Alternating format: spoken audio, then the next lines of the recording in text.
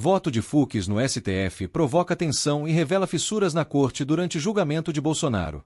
O voto do ministro Luiz Fux, proferido nesta terça-feira, 10, durante o julgamento da suposta tentativa de golpe de Estado envolvendo o ex-presidente Jair Bolsonaro, provocou reações silenciosas, porém intensas, entre os ministros da primeira turma do Supremo Tribunal Federal, STF.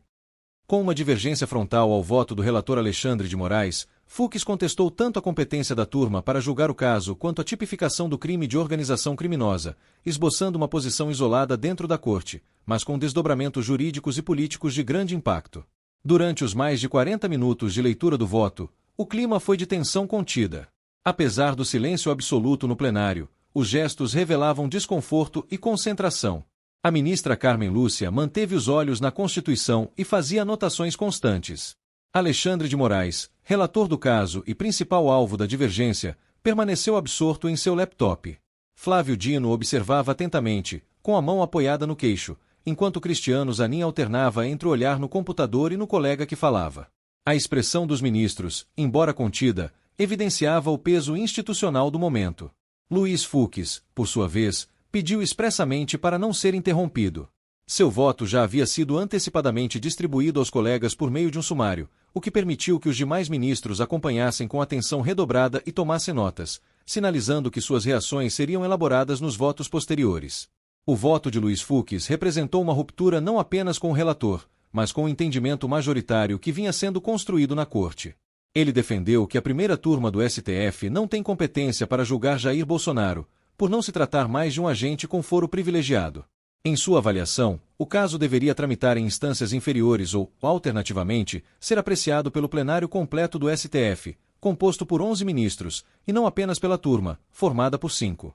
Além disso, Fux rejeitou a acusação de organização criminosa contra Bolsonaro, o que foi comemorado pela defesa do ex-presidente. O advogado Celso Vilardi afirmou que o voto lavou nossa alma, sinalizando o alívio da defesa diante de uma possível brecha jurídica para reduzir a pena ou até anular o julgamento. Apesar do voto divergente, Luiz Fux ficou em minoria. Alexandre de Moraes e Flávio Dino já haviam votado pela condenação do ex-presidente, com base nas evidências que indicam uma suposta articulação golpista após as eleições de 2022. Ambos acolheram a tese da Procuradoria-Geral da República, PGR, que denunciou Bolsonaro por tentativa de abolição violenta do Estado Democrático de Direito e por chefiar uma organização criminosa.